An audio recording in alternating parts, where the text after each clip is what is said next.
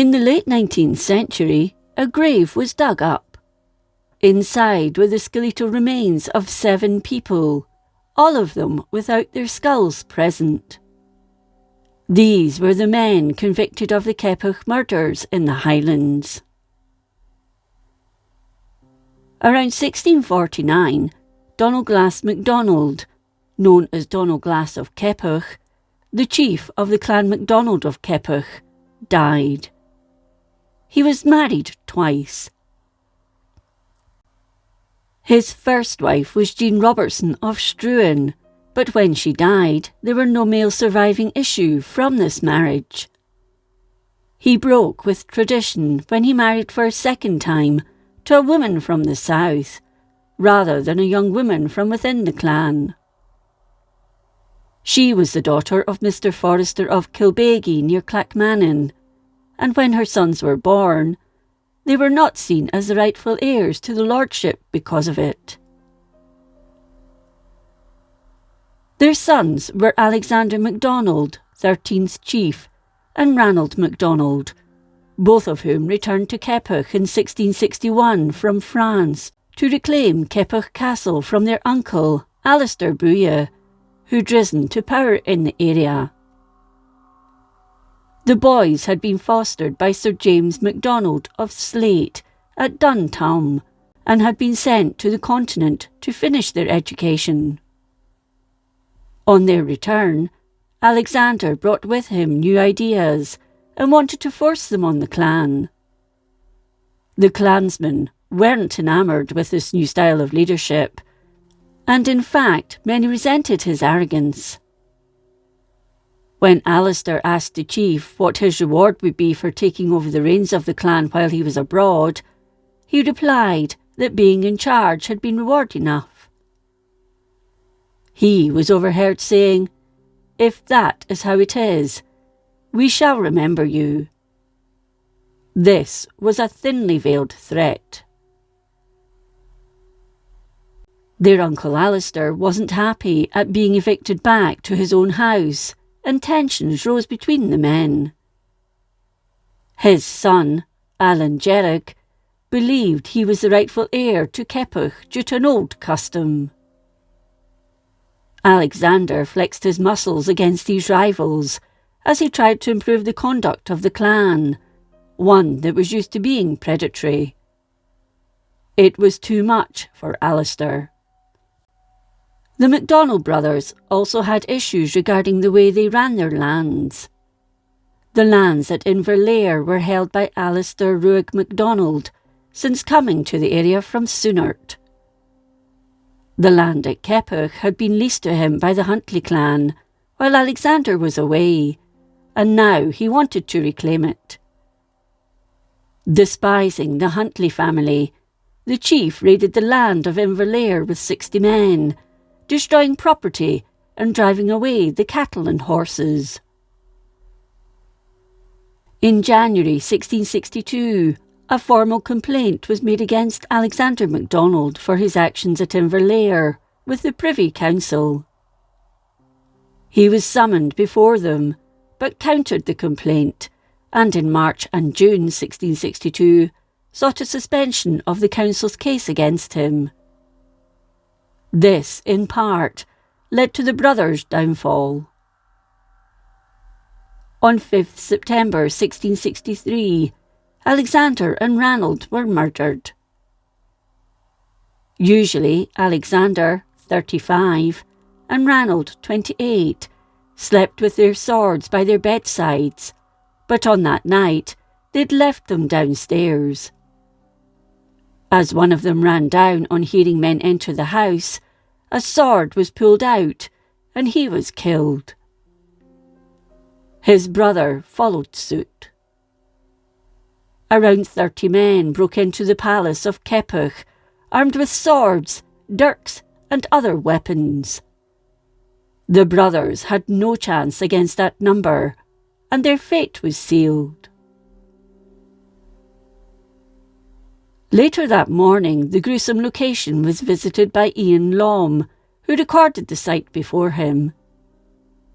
Terrible wounds had been inflicted on the brothers in the frenzied attack. The assailants, Alexander MacDonald and his 6 sons from Inverlair, escaped, and it's said they made an oath at Torran nam Mian, hillock of oaths at Glenroy, with their dirks, stating that they would never reveal their part in the deed. 2 years later, the 7 men were tracked down and accused of being complicit by the MacDonalds of Slate. Sir James MacDonald of Duntulm Castle, who initially was hesitant to get involved, had been furious, and was eventually persuaded to seek retribution for the murder of his former charges. On 29 June 1665, the Privy Council gave him permission to track the assailants down. His brother, Archibald, led around 50 men to the MacDonald home at Inverlair, and revenge was duly meted out. They were all killed, and Ian Lom, or Bald John in English, the Keppoch bard, decapitated them. It was said he used the same murder weapon on them that they had used to kill Alexander. He took the heads, wrapped them in his plaid, and took them to a well where he washed them, before presenting them to Lord MacDonald of Glengarry, who had failed in the interim to find them. The heads were then sent to Edinburgh, where they were affixed to the gallows between the city and Leith. Locally, there was no period of mourning for the former chief. Such was the dislike of him from some of his clansmen. More importantly, they probably had no wish to fight against Alistair either, the man they believed behind the deed. The well used to wash the heads is opposite Invergarry Station on the shores of Loch Oich, and is known as Tobarn an Ciaun, or Well of the Heads. It's marked by a monument which was unveiled in 1812. This had been erected by Colonel Alistair MacDonald, the then clan chief of the MacDonalds of Glengarry. Made of polished ashlar, the finial of the 7 carved heads is surmounted by a hand clutching a dagger. According to tradition, Alistair Booya was indeed behind the murders, if not the instigator in the first place. He was re-elected clan chief, thus vindicating him, but not entirely exonerating him for his part in the crime. He later caught gangrene in the finger that had signed the pact with Alistair MacDougall. It spread up his arm, then all over his body, eventually killing him, around 1665. Many saw it as a judgment. Glass's daughter survived, but never married, and the castle was demolished shortly after the murders. In 1959, Peter Walker lodged a planning application with Inverness County Council to erect a petrol station next to the monument, but this was refused in January 1960. It went to appeal, but the Secretary of State for Scotland dismissed it in May of that year. In the 1990s, a footpath was created linking the well to Kilfinnan Road Junction, with another leading from the monument to a picnic site and the pier at the loch side. The Well of the Seven Heads Memorial, which is in the care of Highland Council, sits above the well and remains an important reminder of a dark event in the Highlands history.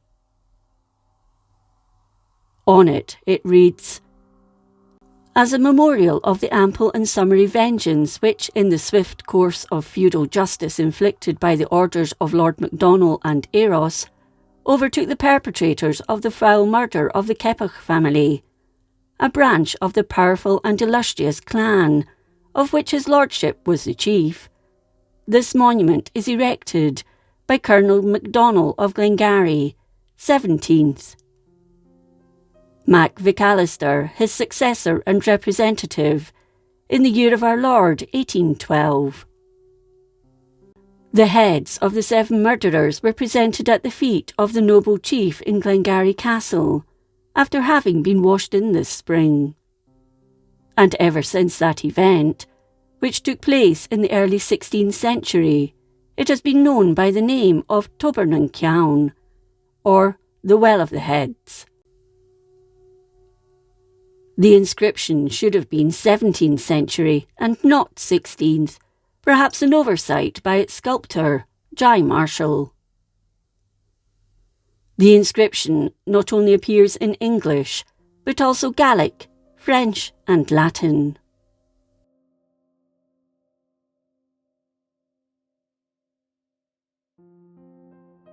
If you enjoyed this episode of Scotland's History, please like, comment and subscribe. Until next time, thank you for watching.